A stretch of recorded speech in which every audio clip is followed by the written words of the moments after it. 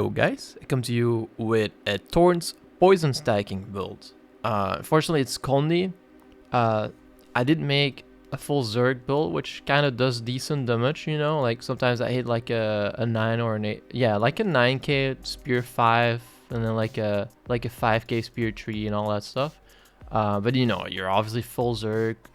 It was Scholar, but now I changed it to Deadeye because I realized like I don't have enough crit chance and no fury on this spec, so I was forced to sacrifice a little bit of damage later on for that. It works great though otherwise, but it's weak against anything silly or tanky. It's only good against really people that don't have armor and a lot of shit ton of HP, so beware if you're going up against a ritualist. I would just run. These things are unkillable no matter what build you play here. But for Thorns poison stacking build, it's really good. It's using the new Biomaster relic. Instead of Biomaster relic, you can also use the Mistranger relic. They're both great for it. Just Biomaster has more healing, like 20 more healing per tick, while the Mistranger has instead of 60 or no, instead of 70 healing, it does like 40-ish. But you also have lifesteal damage, so you do as much damage as you heal. So sometimes I do like 7k healing with Mistranger, and I did 7k damage with it as well.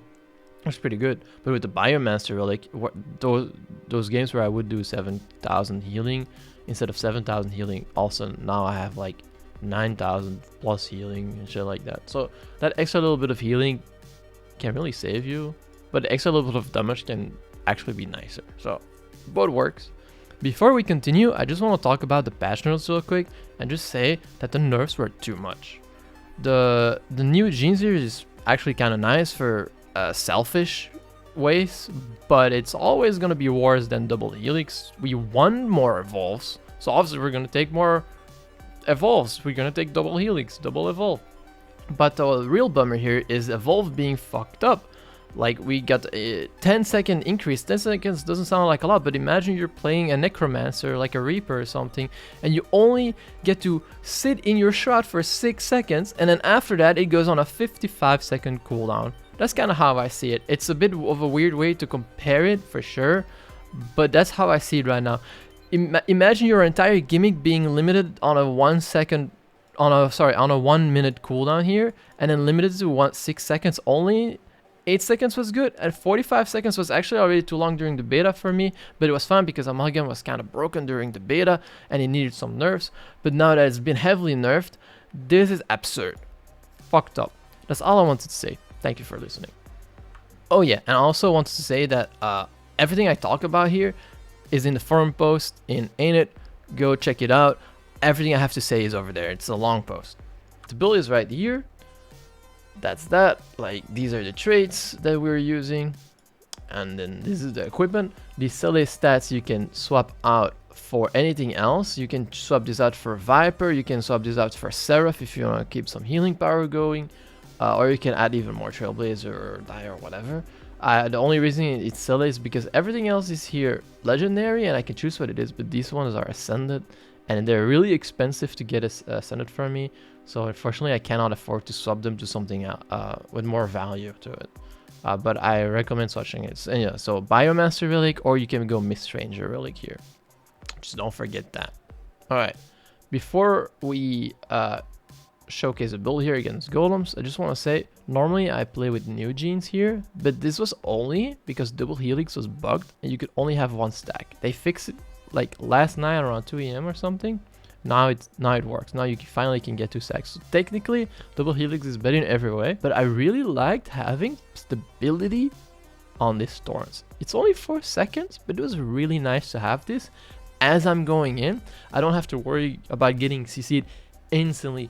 So now I might have to engage with solid state instead if I really don't want to get fucked in the start. Because other than that, we don't really have stability. So maybe you want to stick with this for the stab, but technically this is better in every way. But for now, you know what?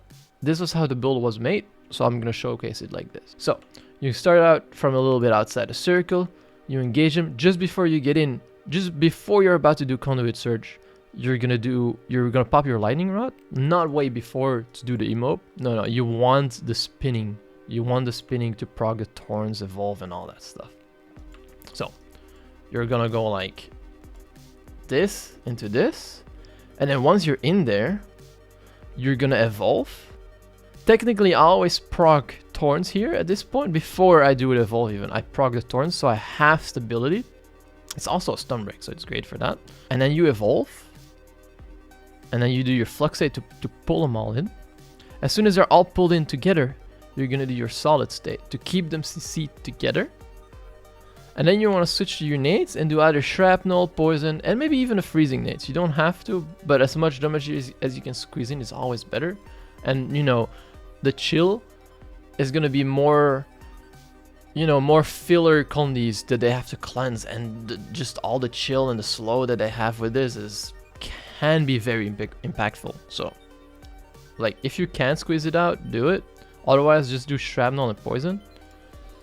And then once you've done that, you might want to have to get the fuck out, because if you kind of use everything you have, so that's when you want to do liquid state, maybe stay on top of them for like 2 seconds, you know, do the whole thing even if you want to, create all you want, but after that you really have to get out.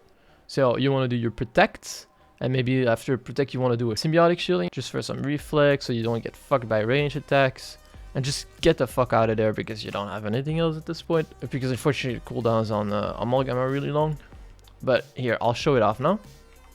Alright, so for the combo, let's do it.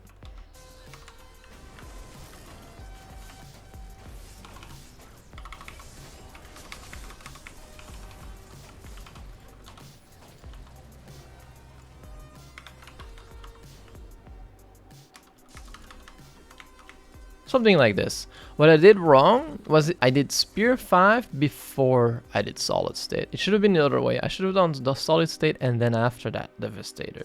Because by the time I did my Devastator there, they could have already been out of there. So you want to do your Solid State first to re-CC them 100%. Because otherwise they would have all probably dodged it. That's one important point here. That's one big mistake I made here. But you get the drift. Alright, I'm just gonna repeat this real quick. Don't forget, these silly trinkets can be anything, Viper, Seraph, anything you want. It's just, these are ascended for me and I don't have anything better, don't have the money to change it. It can be anything you want.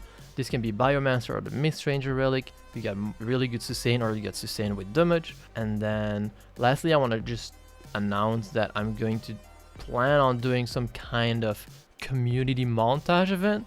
So that includes clips from you guys. So if you can get a lot of clips, make sure to save them. And, you know, I'll eventually announce what I'm going to do exactly. So keep your eyes peeled.